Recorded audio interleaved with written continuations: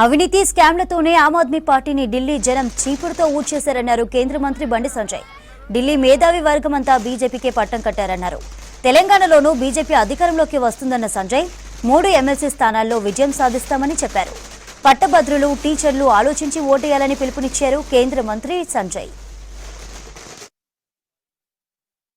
అక్రమ సంపాదనలో జైలుకున్న వ్యక్తి, అక్రమ దందాలో జైలుకున్న వ్యక్తి ఇవాళ రాష్ట్ర ప్రజలు ఏ విధంగా పాలిస్తారనేటువంటి విషయాన్ని వాళ్ళ ప్రజలు గమనించారు.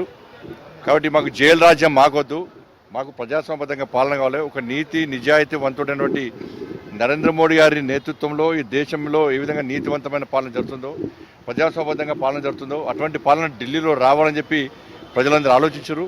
అందుకే చీపుడుతో మొత్తం ఊడ్చి సాఫ్ చేసినటువంటి పరిస్థితి ఇలా ఢిల్లీలో చూస్తున్నాం. వారు వన్ సైడ్ విధంగా ఇలా భారతీయ జనతా పార్టీకి అనుకూలంగా ఇలా ఫలితాలు వస్తున్నాయి.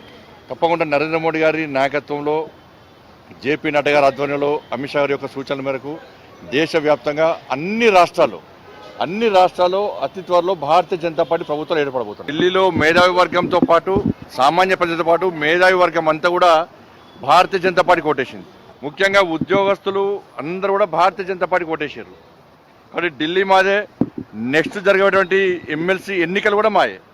ఇక్కడ కూడా మేధావి వర్గానికి అప్పీల్ చేస్తా ఉన్నా, ఉపాధ్యాయులకు అప్పీల్ చేస్తా ఉన్నా, నిరుద్యోగ యువతకు అప్పీల్ చేస్తా ఉన్నా. ఎమ్మెల్సీలో ప్రశ్నించేది భారతీయ జనతా పార్టీ. అధికార పార్టీకి ఓటేస్తే ప్రశ్నిస్తే సస్పెండ్ చేస్తారు పార్టీలకు వెళ్ళి. ఇలా ప్రశ్నించేది భారతీయ జనతా పార్టీ. కాబట్టి ప్రశ్నించేటువంటి భారతీయ జనతా పార్టీకి, పోరాటం చేసే భారతీయ జనతా పార్టీకి, మీకోసం ఉద్యమించే భారతీయ జనతా పార్టీ అభ్యర్థులైనటువంటి ఎమ్మెల్సీలో ఈ 3 ఎమ్మెల్సీలో భారతీయ జనతా పార్టీ గెలిపించండి.